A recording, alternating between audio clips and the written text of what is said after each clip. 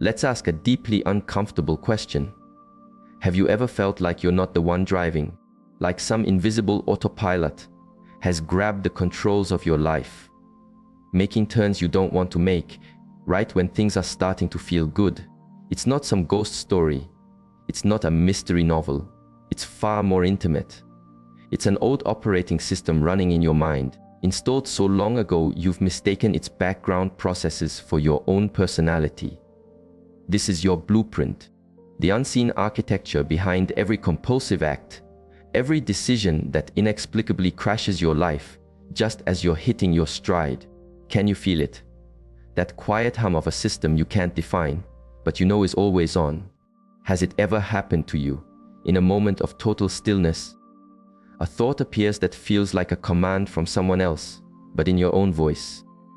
The thought that dictates, don't get your hopes up, that you're fundamentally flawed, that your needs are a burden, that you're either never enough or always too much. And here's the twist. That system isn't designed to destroy you, it's designed to protect you. But its programming is based on old data, on a wound. And you've accepted that old wound as your fundamental identity. You've adapted to living on the verge of an emotional power surge, never knowing the cause, to repeating loops that drain your energy, to derailing your own happiness, to silencing the pain, to projecting an "I'm fine" image while a part of you is screaming for a system update. Have you ever truly asked yourself what you're doing when nobody's watching? Why you get stuck in thought? Loops you wouldn't admit to anyone. Why you keep executing self-sabotaging routines, even when you see the system error they create? This isn't about a lack of willpower. It isn't a character flaw. It's a program, a signal you've ignored for so long it's now causing a system-wide crash because your core self can no longer function on outdated software. Now, let me tell you something that might feel like a jolt. If you feel like an outcast, if the world's data seems to overwhelm your processors, if your emotional state feels like a constant system reboot, it's because your energetic signature isn't standard. It's unusually powerful, intensely perceptive. And that is a problem for other people, because individuals like you are impossible to ignore. Your presence is felt before it is seen. It disrupts their low power mode. It forces a connection. It challenges them because you carry a signal of truth, a raw data stream that others have compressed and archived so effectively they've forgotten the original file even exists. And this is the true puzzle. That energy, that high bandwidth sensitivity, that processing power, they are not bugs in your system. They are alarms. They are notifications that a core function of your life has been demanding your attention. And instead of running diagnostics, you've muted the alerts with distractions. You've designed daily scripts to avoid introspection. You've flooded your life with static to drown out the clear, cold voice of your subconscious. But it's still there because you cannot uninstall a core part of your own programming. You have to integrate it. The more you try to suppress it, the more it morphs into glitches, into compulsions, addictions, toxic connections, chronic anxiety, into behaviors you can't debug, but also can't stop, because they are your blueprint desperately trying to get you to look at the code. And you know the most tragic part? No one taught you to see your pain as data. They taught you to quarantine it, to feel shame for it, to overwrite it with productivity, to patch it with hollow positivity. But you're here now, and your blueprint hasn't vanished. In fact, it's open on the screen right in front of you, waiting. Not to erase you, but for you to finally take the keyboard. This isn't a video for the willfully disconnected. It's for those who, like you, have started to realize that the code that breaks them is also the code that can remake them. We're not here for easy fixes or motivational jargon. We're going to access the source code of what everyone else avoids: your cycles, your impulses, your fears, your drive to appease, your void, your rage. We're going to decode the syntax of your internal chaos. Because your chaos isn't random. It's algorithmic, it's ancient, and it's brilliant. Your pain isn't the virus. It's the diagnostic tool. Are you willing to look at the code you've always refused to see? Because after you see it, you can't unsee it. And at that point, you have a choice.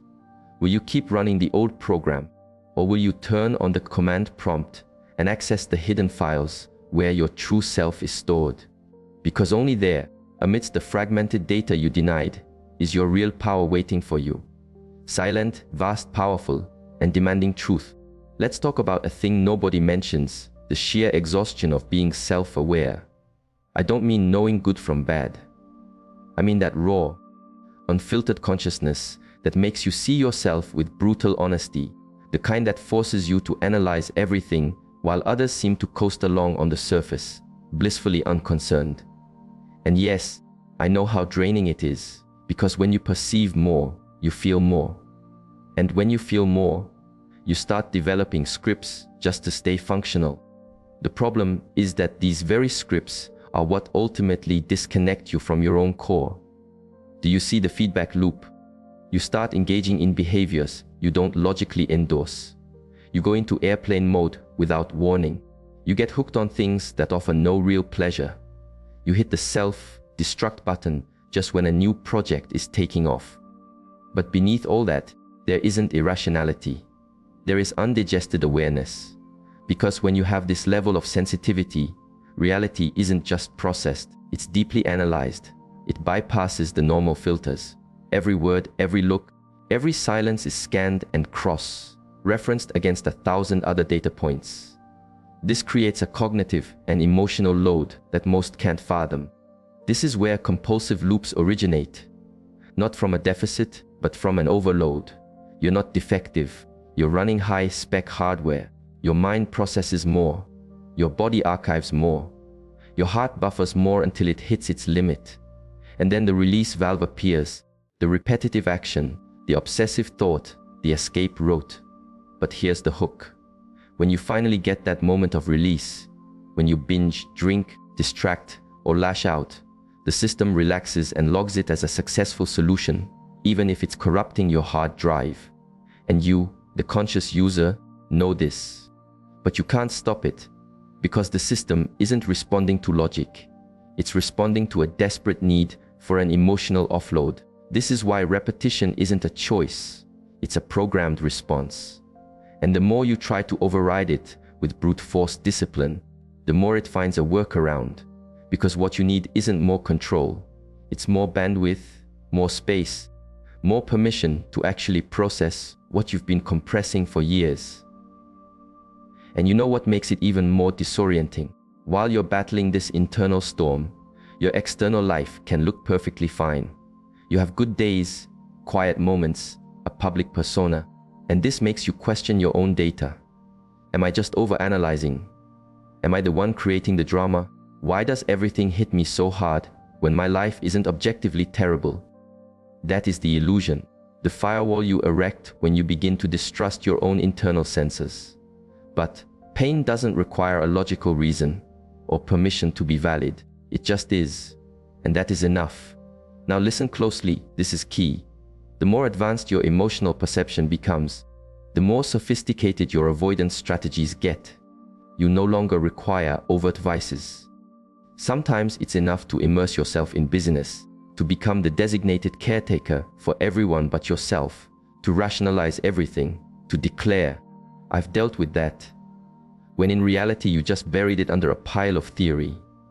Your escape mechanisms are more elegant now, but just as corrosive. And this leads to the most difficult insight of all. Your hidden blueprint isn't just made of the things you dislike about yourself. It's also built from everything you won't let yourself admit you desperately need, the desires you condemn, the anger you disguise as poise, the profound need to be seen, loved, and valued that you've trained yourself to deny in order to appear strong. And the more you deny these needs, the more powerful the subconscious script becomes to fulfill them by any means necessary. You don't lack control, you lack permission.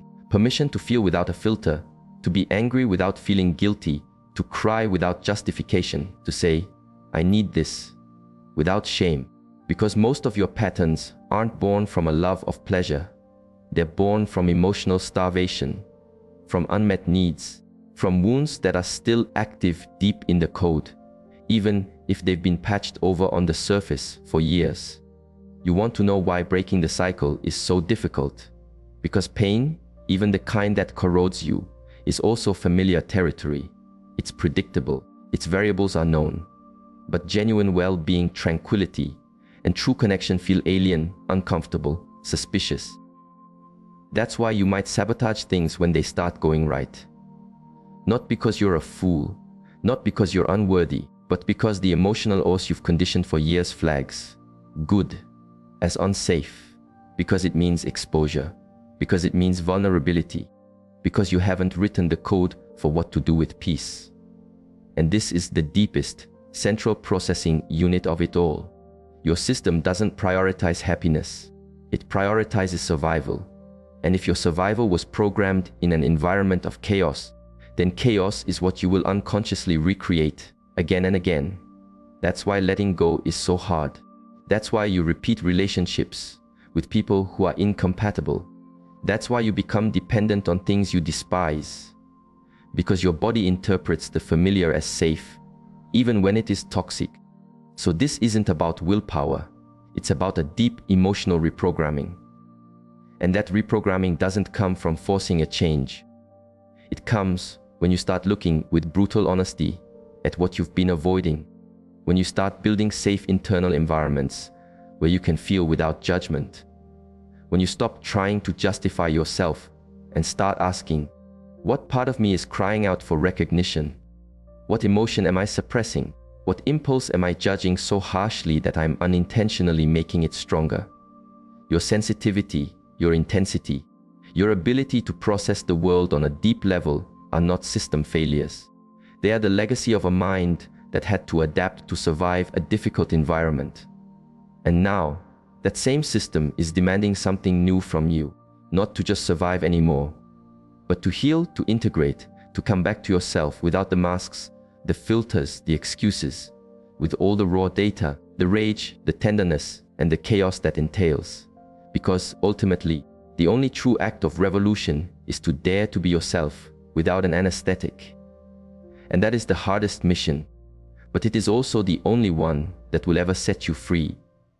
And just when you begin to grasp that the key isn't to delete your impulses, but to understand their function, another layer of reality appears that can completely destabilize you. You're not just fighting your own programming, you are also running legacy code you inherited. Invisible emotional software, burdens that didn't start with you, but that can end with you if you choose to do the work. Because, and yes, this sounds extreme, many of the overwhelming emotions you feel weren't written in your lifetime. They are from your parents, your grandparents, your roots. And the hardest part is that all of it is stored not in your conscious mind, but in your body.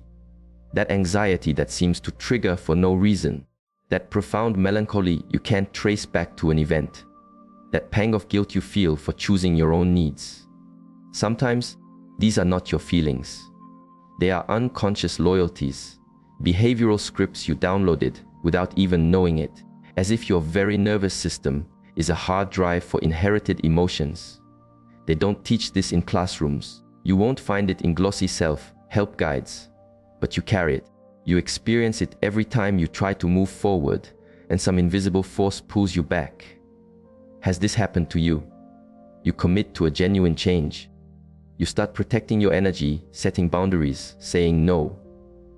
And immediately you feel wrong, like you're a traitor, like you're violating a contract you never signed. That is emotional memory. And it's not just in your personal archive. It's in the history of your entire family line and how your role models suppressed, silenced, and endured. You inherited their survival strategy. And now, when you try to execute a different command, your internal system flags it as a threat. And this is the point where many turn back, because they interpret the pain as a sign they are doing something wrong, when in reality, it's the very sign that they are breaking free. Change doesn't feel like liberation at first. It feels like treason because you are severing invisible agreements that maintained a dysfunctional but familiar equilibrium. That is why progress hurts. Not because you're on the wrong path, but because you might be the first in your lineage to write new code. And that comes with a cost. You will feel isolated. You will feel misunderstood. You will feel like you're losing your mind. But it is not madness. It is a system update. It is evolution.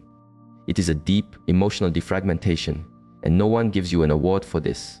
No one else even sees it, but you feel it. You know it. It's happening in your own skin. So what do you do when the very foundation of your identity starts to crumble? The first step is to realize this isn't a fatal error. It's a reboot. The precise moment your identity begins to recompile based on what is true, based on who you are, not on the persona you were taught to be. And here begins an equally demanding process, rebuilding your self-worth, but not the superficial kind based on accomplishments, social validation, or external approval. I'm talking about core emotional self-worth, the kind based on knowing yourself in full, with all the flawed code, and still choosing yourself. The kind that doesn't crash when you make a mistake, the kind that provides its own support when external servers are down. And here is the fascinating part. Most of us operate with a self-image that was programmed by how others saw us: parents, teachers, partners, friends. And eventually that image becomes a prison, because we start living to maintain the persona, not out of self-love, but out of a fear of being rejected. And that is the next great task: to shatter the persona, to stop performing as the character others expect, and to start living as the user you actually are. It is not simple, because that persona is often hardwired to your sense of value. If you learned that you are only valuable when you are a caretaker, when you are quiet, when you are not a bother, when you are productive, then every time you prioritize yourself, you will feel guilt. But that guilt is a phantom signal. You don't owe anyone a performance of your old self. You are not here to maintain the emotional balance of others at the expense of your own. And if your signature, your energy, your intensity makes others uncomfortable, let it. You didn't come here to be comfortable. You came to awaken, to transform, to overwrite old programs. And now listen very closely, because this speaks directly to your nervous system. You do not need to be on high alert constantly. You don't have to run simulations of every possible negative outcome to prevent pain. You are no longer in that old, unsafe environment. But your body hasn't received the memo yet. That's why it reacts this way. That's why you live with a baseline of tension. That's why you can't sleep deeply. That's why your relationship with food is fraught with anxiety. Because your physical hardware learned that to be relaxed is to be vulnerable. And this is the real work: re-educating your system so it understands it no longer needs to be in defense mode. This is not accomplished just with mindfulness apps or reciting mantras. It's achieved through repeated, small acts of self-care, with firm boundaries, with moments of pause where you can say to your own body, "We are safe now." We don't have to run. We don't have to justify our existence. We don't have to save anyone. And yes, at first you will feel guilt, and emptiness, even a strange, unexplainable grief. But that is not a sign you are failing. It is a sign you are purging. You are shedding programming that you've been running since childhood. You are deleting files that were never yours to carry. And when you begin to live from this place, something shifts. Your impulses quiet down. Your compulsions dissolve, not because you conquered them, but because they have become obsolete. Because you are no longer running away. You are inhabiting yourself. You are listening to your own system. You are acting from a place of connection, not a place of deficit. And that's the secret no one tells you. When you truly learn to be with yourself, many of your internal wars simply end on their own. Your intensity doesn't vanish, it integrates. It becomes creative energy, a sense of direction, a powerful authenticity. It's no longer a weapon that harms you. It's a power source that guides you. And then you stop fighting yourself. You stop seeing your sensitivity as a flaw, and you begin to see it for what it always was: a gateway, a diagnostic tool, a profound method for understanding the world and transforming it. And that transformation begins with you, here, Now, in this moment where you can no longer maintain the old persona, where your soul is demanding truth, where your body is begging for rest, where your life story is finally ready to be rewritten from a place of consciousness, not from the wound. So don't patch it. Don't suppress it. Don't look away, read the code. Listen to the alerts. Embrace the system, because in that part of yourself that you have feared the most is everything you need to become free. And you are already ready, even if you don't fully believe it yet. And this is where it all gets truly fascinating. Because just when you think you've got a handle on your own internal mechanics, just when you feel you're beginning to debug the emotional chaos you carry, something even more profound emerges. Something most people never access. Beneath all the suffering, beneath the impulses, the void, the anxiety, and the hunger for validation, there is a core strength waiting to be activated. A strength that looks nothing like what you've been sold as self-esteem or empowerment.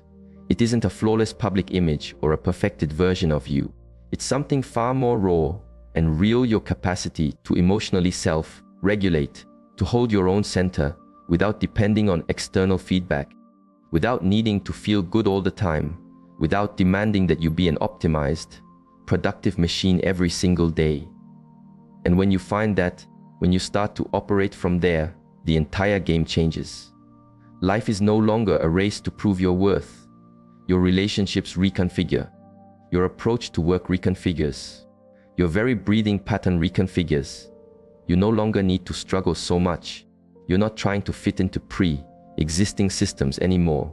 You start creating systems where you can simply be. And in this world, that is an act of pure revolution. But there is one final deception, and it's the most seductive of all. It's the thought that now that you understand, you will never slip up again. The idea that knowledge equals immunity, that you'll never again question yourself, sabotage a good thing, or try to run from what you feel. Let me be clear, you will fall again. Because growth does not make you perfect. It makes you honest. You will repeat old patterns. You will feel anxiety surge. You will have days where you feel like you understand nothing at all. And that is fine, because now you don't run from yourself. Now you see it. You observe it. And you choose yourself again and again and again. That is the fundamental difference between a life run on autopilot and a life lived from a place of truth. It's not that everything becomes easy.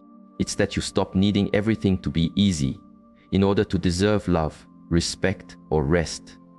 It's that you grant yourself permission to be human, complete, contradictory, intense, and finally free. And this brings us to the final point, the one that only those who've made it this far can truly hear. Your blueprint, your shadow, isn't what's holding you back.